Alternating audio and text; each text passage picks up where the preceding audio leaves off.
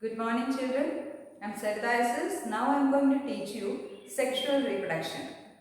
As you know, in sexual reproduction both male and female parents are involved in the production of young ones. There is fusion of gametes occur.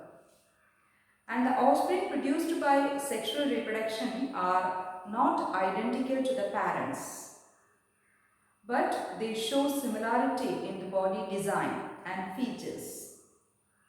Let's see the sexual reproduction in detail. So in sexual reproduction, both male and female parents, both the parents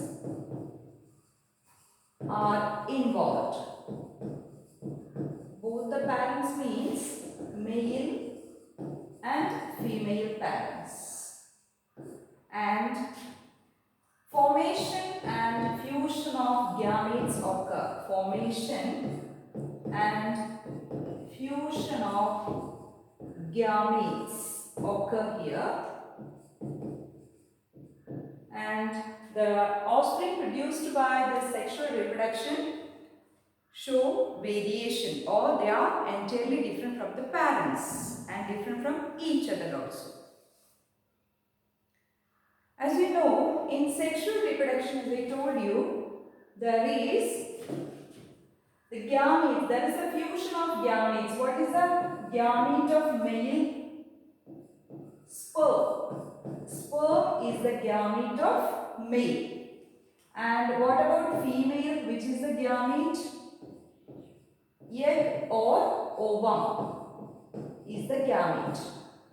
So normally the male parent consists of 23 pairs of chromosomes in each cell. But in the gamete consists of only half the number of total chromosomes, that is 23 only. Here it is 23 pairs, that is 46 number of chromosomes. Likewise in female parent 46 chromosomes are there in each cell, but in the single cell of gamete it consists of only 23 chromosomes. Okay, so the gametes of both the parents consist of half the number of total chromosomes of the body of parents. Here this 23, because this 46 number is called a diploid. Here this is a diploid. Diploid means the actual number of chromosomes in the body. That is 23 pairs. So this is only half the number of total chromosomes. So this is called a haploid. So this number is called a haploid and this number is a diploid. And this diploid is represented as 2n. And the haploid is represented as n. Is it clear? So, the male and female parent consist of 46 or 23 pairs of chromosomes, and that is called the diploid number of chromosomes. So, the diploid number can be represented as 2n. But the gametes of both the parents consist of only half the number of total chromosome. So, this half the number is called a haploid, and it is represented as small letter n. Is it clear? Diploid and haploid. Here also we can say this is a diploid number and this is a haploid number. So this sperm and ovum fuse by the process of fertilization. So fertilization is the process of fusion of male and female gamete in sexual reproduction. So this results in the formation of a zygote. So the zygote consists of 23 plus 23, that is 46 number of chromosomes. So that is a diploid cell. Diploid means 2n.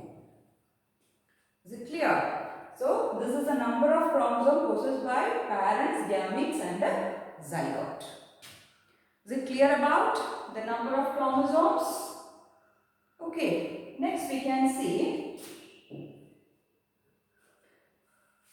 the major event in the process of sexual reproduction is DNA copy. DNA copy or DNA replication also we can say. So DNA copying means the process by which an existing DNA can form an exact copy of itself. That is called a DNA replication. So this DNA replication or DNA copying is a major event in sexual reproduction, because in sexual reproduction at its basic level, the similar and dissimilar body design can be transferred from the parents to the offspring through the genetic material called DNA. So DNA is the genetic material in case of sexual reproduction. So the DNA full form deoxyribonucleic acid. Deoxyribonucleic acid is the full form of DNA. So the genetic material DNA in the form of chromosomes, they are transferring the features or body designs from the parents to the offspring. So the offsprings are similar in body design to their parents, but they are not identical to the parents, but in body design and features they are similar to the parents.